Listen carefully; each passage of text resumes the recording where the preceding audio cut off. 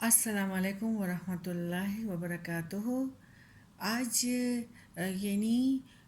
ہو از ہو یعنی تم کیا ہو، یعنی ہماری آزمائش ہے اس دنیا میں جو ہم آ گئے ہیں نا، تو ہمارا کتنا یقین ہے اور اللہ پہ اور آخرت پہ، اور کہیں ہم تو ایسے نہیں ہیں جس طرح مشرکین کرتے تھے اور جس طرح یہ کفار کرتے تھے۔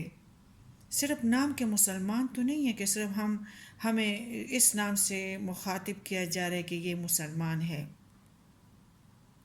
آج اس آیات کی روح سے بدعت والوں کا مقام ہم دیکھتے ہیں، اور اللہ تعالیٰ بہت انصاف پہ بیٹھا ہوا ہے اور انصاف دے گا، اور پھر پتہ کس طرح چلے گا کہ تم کون ہو، اور تمہارا جو رواج تھے اور جو عقیدے تھے وہ کس طرح سے تھے۔ یہ تو نہیں ہے کہ اللہ تعالیٰ ساروں کو ایک ہی مقام پہ کرے گا۔ انشاءاللہ جن کا یہی ہے کہ کوشش ٹوٹی پھوٹی کوشش کرے اور پھر بھی اجتناب کرے، تو ان کا مقام تو اللہ کے پاس تو بلند ضرور ہے نا۔ وہ تو انصاف کرنے والا ہے، وہ تو غریب کو یا مالدار کو تو نہیں دیکھتا، وہ تو کالے اور سیاہ کو بھی نہیں دیکھتا۔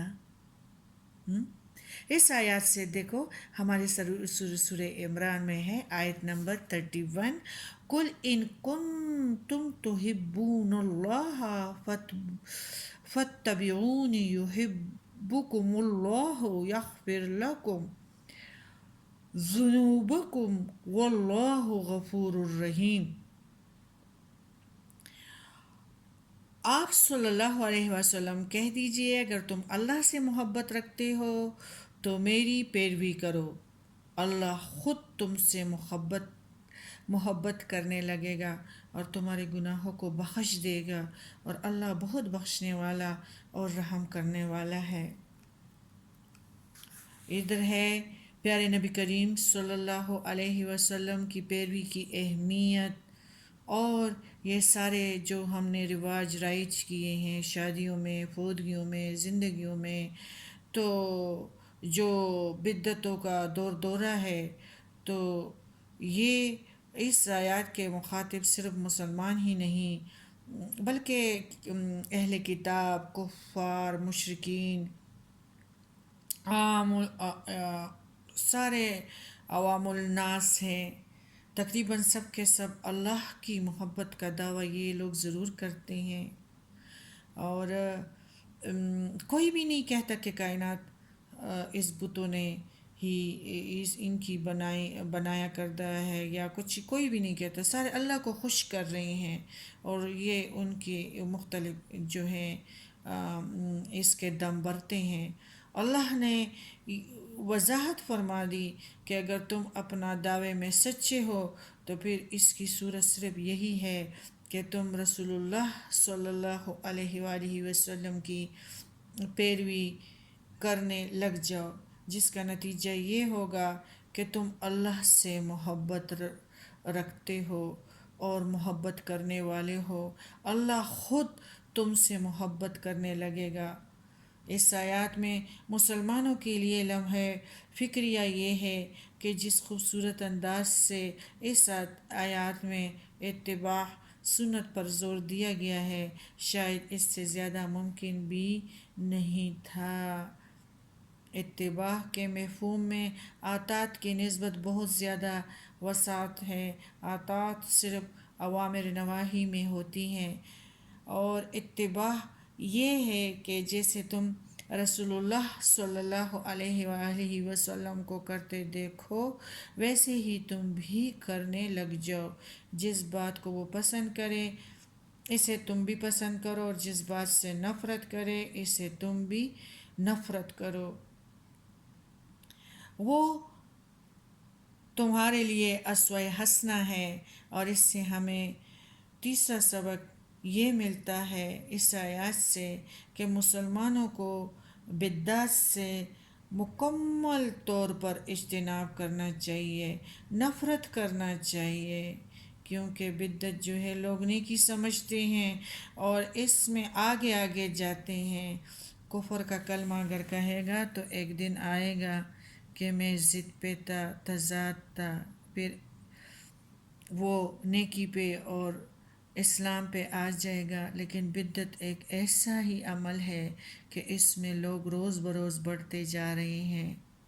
یہ رسول اللہ صلی اللہ علیہ وآلہ وسلم کی سنت کی عین ضد ہے۔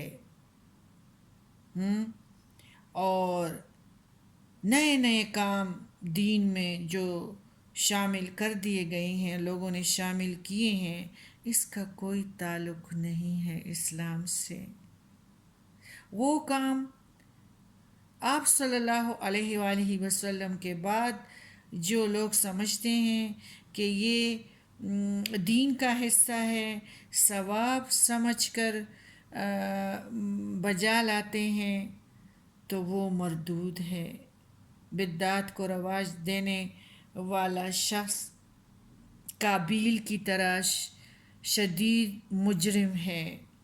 قابیل کی طرح زمین میں دستا جائے گا، جس طرح اس نے بھائی کو قتل کیا تھا، اور ابھی بھی وہ زمین میں، دیکھو ہماری نظر کچھ اور ہے، دنیا اور کچھ اور ہے، سجین کچھ اور ہے، ابھی تک وہ زمین کے نیچے اس پہ قتلوں کا بوجھ لادا جا رہا ہے اور دستا جا رہا ہے۔ اس طرح بدعتی بھی قابیل کے ساتھ ہی ہوگا۔